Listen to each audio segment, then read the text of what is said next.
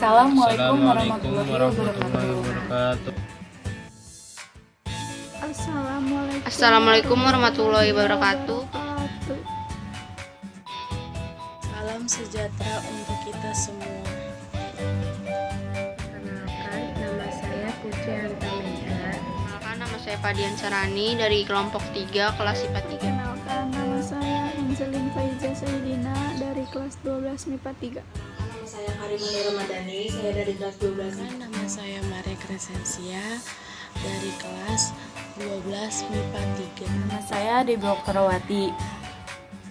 Perkenalkan, nama saya Muhammad Yunus Faidatuddin, kelas 12 MIPA 3, kelompok 3. Kali ini kita akan mempresentasikan pelajaran sejarah Indonesia dengan materi sistem pemerintahan pada masa demokrasi liberal.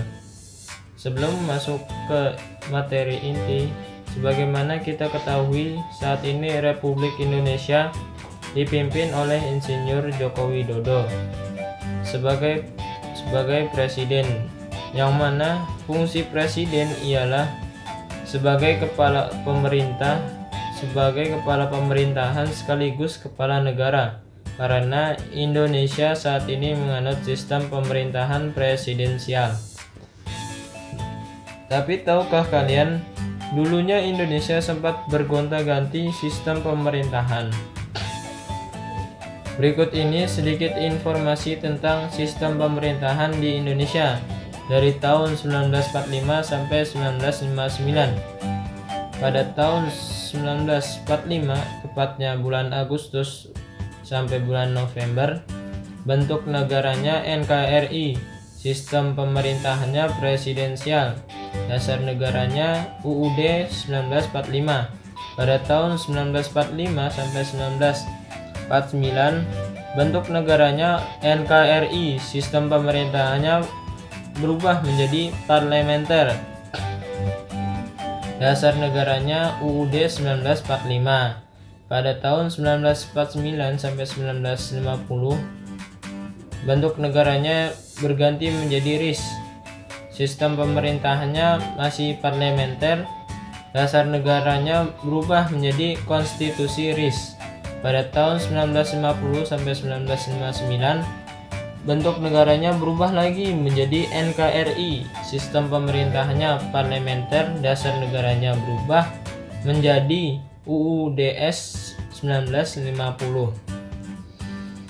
Pada kesempatan kali ini, kami hanya akan membahas tentang sistem pemerintahan pada masa demokrasi liberal pada tahun 1950 sampai 1959. Kita mulai ya materi intinya. Demokrasi liberal adalah sistem pemerintahan yang menempatkan presiden sebagai kepala negara dan perdana menteri sebagai kepala pemerintahan dan pimpinan kabinet. Nah, pada masa demokrasi liberal, negara kita menggunakan sistem pemerintahan parlementer. Berikut ini kabinet-kabinet pada masa demokrasi liberal atau parlementer. Pada Kabinet Nasir, nama Perdana Menterinya Muhammad Nasir, partainya Masyumi, masa berlakunya 1950 sampai 1951.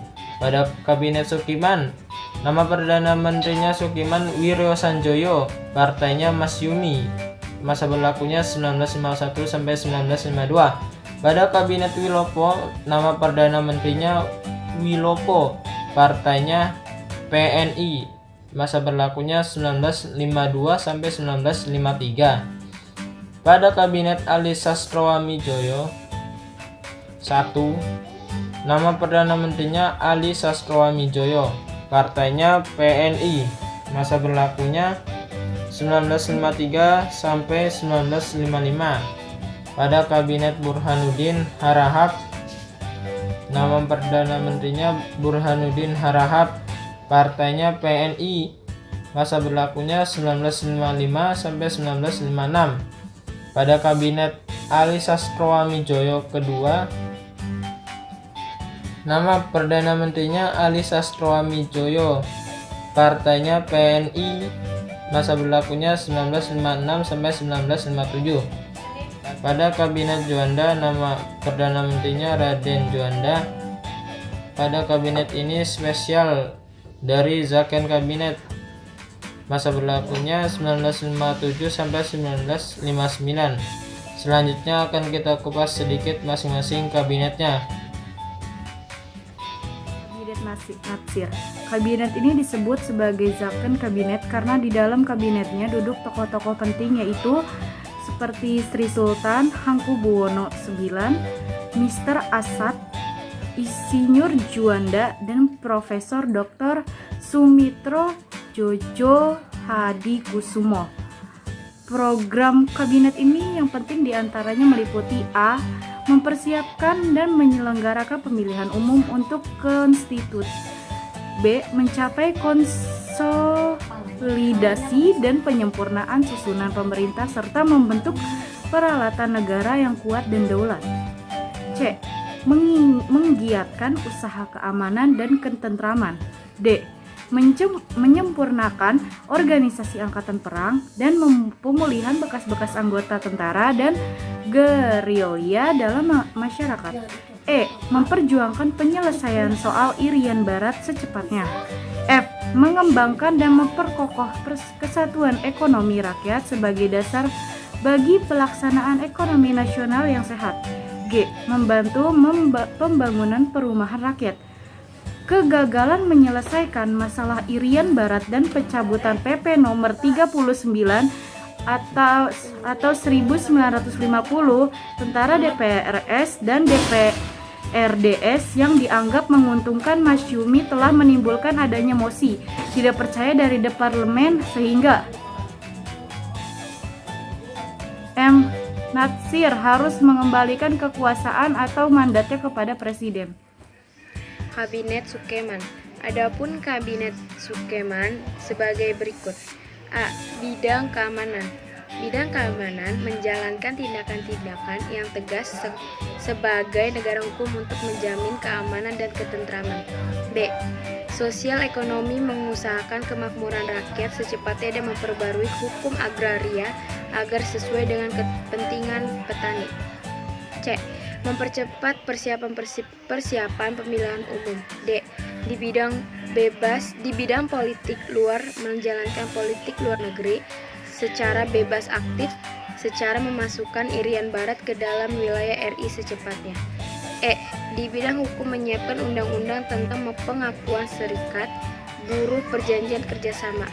Kabinet ini tidak berumur panjang karena akibat ditandatanganinya persetujuan bantuan ekonomi dan persenjataan dari Amerika Serikat kepada Indonesia atas dasar Mutuasi Security ACT atau MSA. Persekutuan ini menimbulkan tersiratnya bahwa Indonesia telah memasuki blok barat yang berarti pertentangan dengan prinsip dasar politik luar negeri Indonesia bebas aktif. Jatuhlah Kabinet Eksekutif. Kabinet Wilopo. Adapun program dari kabinet ini terutama ditunjukkan pada persiapan pelaksanaan pemilihan umum untuk konstituante, DPR dan DPRD, kemakmuran, pendidikan rakyat, dan keamanan. Sedang program luar negeri terutama ditunjukkan pada penyelesaian masalah hubungan Indonesia, Belanda, dan pengembalian Irian Barat ke Indonesia serta menjalankan politik luar negeri bebas aktif menuju perdamaian dunia. Pada tanggal 17 Oktober 1952 timbul soal dalam angkatan darat yang terkenal dengan nama peristiwa 17 Oktober. Akibatnya kabinet menjadi goyah. Kabinet yang sudah goyah semakin goyah karena soal tanah di Sumatera Timur yang terkenal dengan nama peristiwa Tanjungan Marawa. Peristiwa ini terjadi akibat pengusiran penduduk yang mengarah tanah perkebunan yang sudah lama ditinggalkan dengan kekerasan oleh aparat kepolisian, sementara penduduk sudah terkena hasutan kader-kader komunis sehingga menolak untuk pergi. Maka terjadilah bentrokan senjata dan memakan korban. Peristiwa ini mendapat sorotan tajam dan emosional dari masyarakat, sehingga muncullah emosi tidak percaya dan dari Siduk Kertapati Sarekatani pada tanggal 2 Juni 1922 Wilopo menyerahkan kembali mandatnya kepada Presiden. Kabinet Ali Sastro Hamijojo 1A dalam negeri mencakup soal keamanan, pemilihan umum, kemakmuran, dan keuangan negara, perburu dan perundang-undangan. B. Pengembalian Irian Barat. C. Politik negeri bebas aktif. Dilaksanakan Konferensi Asia Afrika I. Konferensi Asia Afrika I ini diselenggarakan di Bandung pada tanggal 18-20 sampai 24 April 1955. Konferensi dihadiri oleh 29 negara Asia Afrika, terdiri 5 negara pengundang dan 24 negara yang diundang.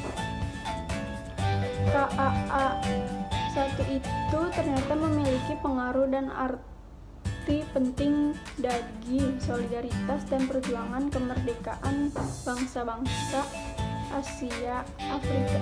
Kabinet Baharudin Harahap. Tugas utama dari kabinet ini adalah memastikan pemilu 1955 berjalan dengan baik.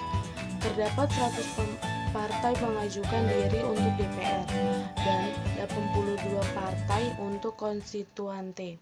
Ditambah lagi 86 organisasi dan perorangan yang ikut serta dalam pemilu. Tugas Kabinet Burhanuddin dianggap selesai dengan terlaksanakan pemilu yang akan membentuk kabinet baru. Pada tanggal 3 Maret 1956, Perdana Menteri Burhanuddin Harahap selaku formatur kabinet menyerahkan mandatnya kepada Presiden Soekarno sehingga kabinet ini resmi dinyatakan demisioner. Kabinet Ali Sastromijojo II.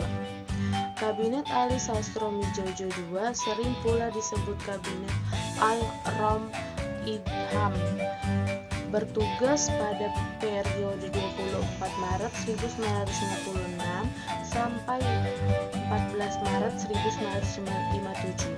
Kabinet Ali kembali diserahkan mandat pada tanggal 20 Maret 1956 yang merupakan koalisi antar PNI, Masyumi, dan NU.